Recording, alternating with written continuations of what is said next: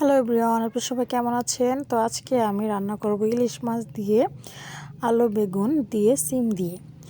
তো দেখুন, এখানে একটা ইলিশ মাছ রেখেছি, এটা রান্না করব। দেখুন আমি কেটে সবজিগুলো ভালো করে ধুয়ে নিয়েছি। তো এখন আমি সবজিগুলো দিয়ে দিব কড়াইতে। তো সবজিগুলো আমি একে একে সবগুলো দিয়ে দিচ্ছি। দিয়ে ভালো করে একটু নেড়ে চেড়ে নেব এবং স্বাদ মতো লবণ দিয়ে দিব। দেন এখানে মরিচের গুঁড়ো দিয়ে দিব এবং হলুদের গুঁড়ো দিয়ে দিব। দিয়ে ভালো করে আমি মিক্স করে নিব।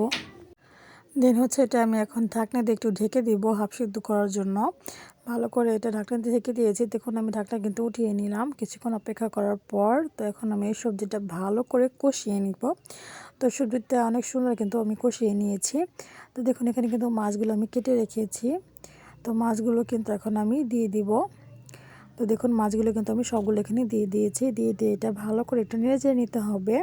নেড়ে চেড়ে নিয়ে এখানে আমি পরিমাণ মতো পানি দিয়ে দিব, মানে সোড়া দিয়ে দিব। তো দেখুন আমি কিন্তু পানিগুলো দিয়ে দিয়েছি। দিয়ে হালকা একটু নেড়ে নিলাম। তো এখানে আমি কতগুলো সচপাতা রেখেছি, তো সচপাতাগুলো দিয়ে দিব সুন্দর একটা সেন্ট আসার জন্য।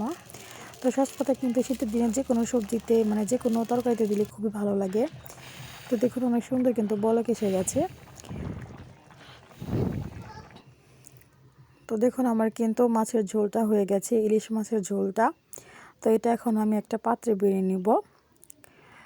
তো আলহামদুলিল্লাহ আমি কিন্তু মাছটা সম্পূর্ণ রান্না করে ফেলেছি। তো আজকের আমার এই ভিডিওটা কেমন লাগছে এটা আমাকে অবশ্যই কমেন্টে জানাবেন। সবাই ভালো থাকবেন, সুস্থ থাকবেন। আল্লাহ হাফেজ, আসসালামু আলাইকুম।